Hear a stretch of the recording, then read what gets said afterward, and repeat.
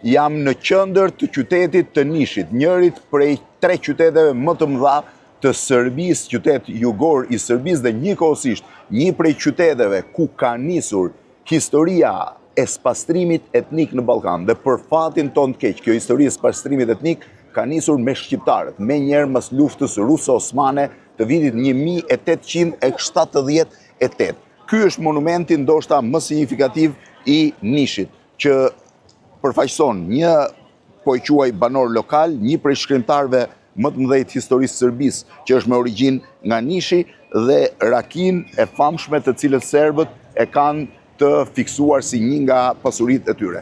Ky është monumenti ku ndodhet çesma dhe është ndërtuar për nder të shkrimtarit serb, i cili do ta shoh versionin anglisht më mirë, shkrimtarit Stefan Sremac, i cili ka qenë një akademik dhe shkrimtar në vitet 1855-1906 dhe që ka shërbyer si mësues në zonën e Nishit në vitet 1879-1892.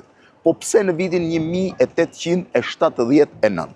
Në mes të shekullit të 19, për një periudhë prej thuajse 300-400 vjetësh, Nishi ka qenë pjesë e perandorisë osmane. Është një qytet i lirë dhe trak ku ka lindur madje Konstantini i Madh, një prej perandorëve më të mëdhej i lirë të perandorisë osmane, ndoshta perandori më i njohur pas, po e quaj, Cezarit dhe drejtuesve tjerë të perandorisë romake.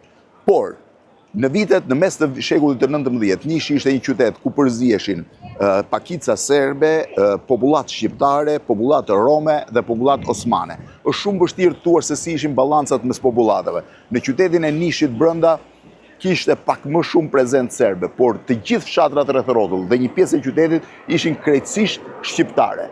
Historia e Shqipërisë madje identifikon zonën e Nishit me mollën e Kuqe, që konsideroi fillimi i trojeve shqiptare që mbaronin më pas në zonat e Artës dhe Prevezës në çamrinë e sotme.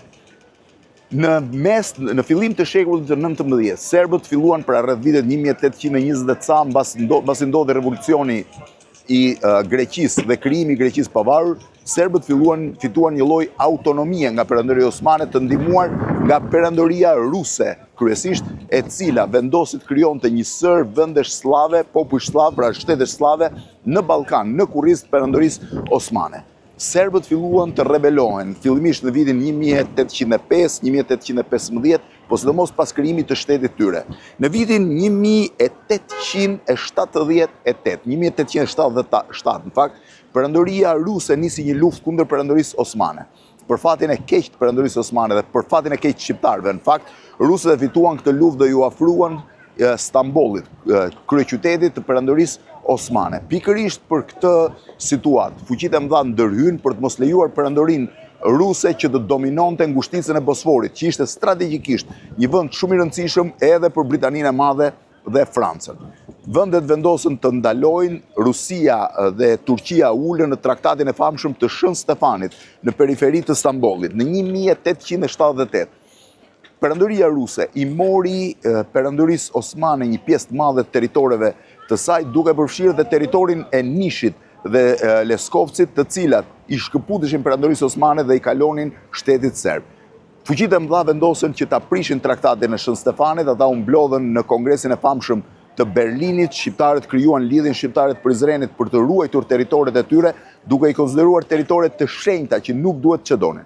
Por presioni i Rusisë ishte aq i madh sa ajo lëshoi disa territore në drejtim në afërsi të Stambollit dhe në kontrollin e ngushticës së Bosforit, por i dha një akses absolut mbretërisë serbe për të marrë këtë zonë ku jemi ne sot dhe mbretërisë malazeze për të marrë zonën e Tivarit dhe Ulqinit, dy territore të jetë rëndësishme për shqiptarët. Në vitin 1878, mbretëria serbe hyri në këtë pjesë të Nishit. Eksaktësisht këtu nisi e para spastrim i pastër etnik i Ballkanit, i cili konkludoi rreth 120 ca vjet më pas me spastrimet etnike në Bosnjë-Hercegovinë dhe në Kosovë. Historia është që me të marrë kontrollin e Nishit dhe Leskovcit, mbretëria serbe filloi të përzinte popullsinë shqiptare. Në historinë e Ballkanit, ajo njihet si muaxhirët Nishit. Muaxhirët e Nishit ishe popullat shqiptare në të gjithë zonat rreth rrotull qytetit, në brendësitë qytetit, në Nish dhe në Leskov, të cilët u detyruan forcërisht të largohen nga kjo zonë dhe të shkojnë drejt Prizrenit, Prishtinës, që në atë kohë ishin ende territoret kontrolluara nga Perandoria Osmane. E mder sot askush nuk di tot se sa është numri i popullatës shqiptare që u shpërngul. Po shpërnguljen e popullatës, serbët filluan ta zëvendësojnë me kolon serb që vinin nga brendësia e territorit dhe që vendoseshin në pronat e shqiptarëve, të cilat i merrnin falas. Ata shqiptarë që rezistuan dhe që nuk pranuan të largohen, u larguan përdhunshëm, u vran, u masakruan dhe në shumë raste ju rrëmbyen pronat.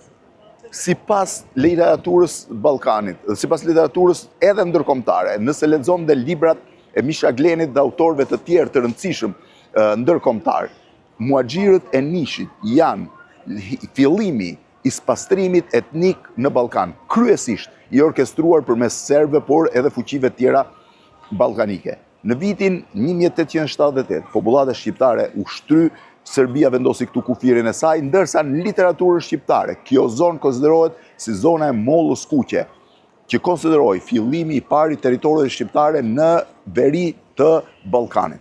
Shqiptarët u larguan, një pjesë e tyre shkoi në pjesën e sotme të Luginës, që në atë kohë ishte ende pjesë e Perandorisë Osmane, por mbas luftës së parë ballkanike dhe mbas luftës së parë botërore me krijimin e mbretërisë serbo-kroato-slovene, pjesa më e madhe e shqiptarëve u detyruan të largoheshin nga ky territor forcërisht, sidomos mbas luftës së dytë botërore. Një pjesë e madhe e popullatës së mbetur në këto zona u shkëmbye me popullatën, u dërgua forcërisht në Turqi, ku u vendosën një pjesë e madhe në zonën kurde, në fshatrat që ndanin Turqinë me zonën e Kurdistanit, apo në kufijtë e atëhershëm të Bashkimit Sovjetik me Turqinë në zonën e Armenisë.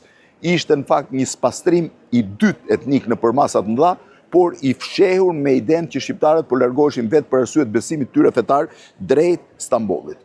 Nishi është sot qyteti tretë më i madh i Serbisë. Popullata shqiptare është thuajse fare, u pyeta në Leskovc, ku do zhvillohet ndeshja e Shqipërisë me Serbinë, dhe vetëm 54 veta janë të regjistruar si popullat etnike shqiptare. Sot në qytet nuk mbetet pothuajse asgjë nga kujtimi i pjesës Perandorisë Osmane dhe i pranisë shqiptare. I gjithë qyteti ka disa ndërtime të vogla të viteve 30, pra këto që po shihni këtu, ku është kryqi i Kuq.